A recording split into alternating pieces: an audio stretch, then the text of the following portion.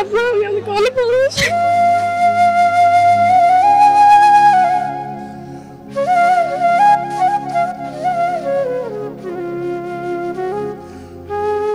ঈদ মানেই আনন্দ, ঈদ মানেই মিলন মেলা, কিন্তু সাম্প্রতিক সময়ে ঈদ মানেই কি শুধু টাকা খরচ আর ব্যয়ের প্রতিযোগিতা? My budget is like 40,000 এর মতন।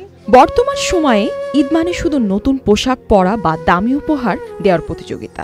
সোশ্যাল মিডিয়ায় ভাইরাল কিছু পোস্টে দেখা যাচ্ছে বাবা মায়ের বাজেট 20,000, সন্তানের বাজেট 5 লাখ বা প্রেমিক বিদেশে থাকায় কেবল ব্র্যান্ডেড পোশাক পরি। এমন পোস্টের মাধ্যমে এক ধরনের সামাজিক চাপ সৃষ্টি হচ্ছে, যা অনেকের জন্য মানসিক চাপ হয়ে দাঁড়াচ্ছে। Gucci, Dior, Chanel, Prada, Tom Ford। উচ্চবিত্তের জন্য বড় বাজেটের ঈদ উপহার হয়তো স্বাভাবিক, তবে যখন এটি সামাজিক স্ট্যাটাস হিসেবে তুলে ধরা হয় তখন তা মধ্যবিত্ত বা নিম্নবিত্ত পরিবারগুলোর জন্য একরকম বোঝা হয়ে দাঁড়ায়। অলরেডি শপিং হয়ে গেছে 1,60,000 টাকা। বাবা মা তাদের সন্তানদের আনন্দের জন্য নিজের প্রয়োজনকে উপেক্ষা করে অনেক সময় বড় বাজেটের পোশাক কিনে দেয়, কিন্তু সন্তান যদি বুঝতো ঈদের পোশাক নয়, বাবা মায়ের ভালোবাসাটাই হচ্ছে সবচেয়ে বড় উপহার।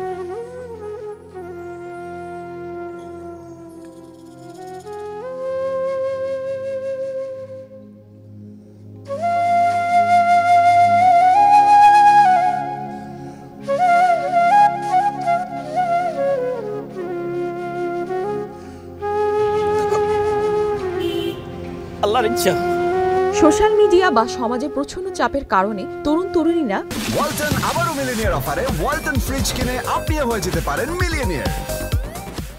নিজেদের মূল্যবান মনে করতে পারে না যদি তারা ব্র্যান্ডেড পোশাক না পরে। তারা মনে করেন ঈদের আনন্দের অংশগ্রহণের জন্য শুধুমাত্র দামি পোশাক পরাই যথেষ্ট।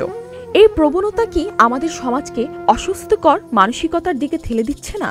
ঈদ মানে কি শুধু ব্যয়ের প্রতিযোগিতা, নাকি প্রকৃত আনন্দ পরিবারের সঙ্গে সময় কাটানো?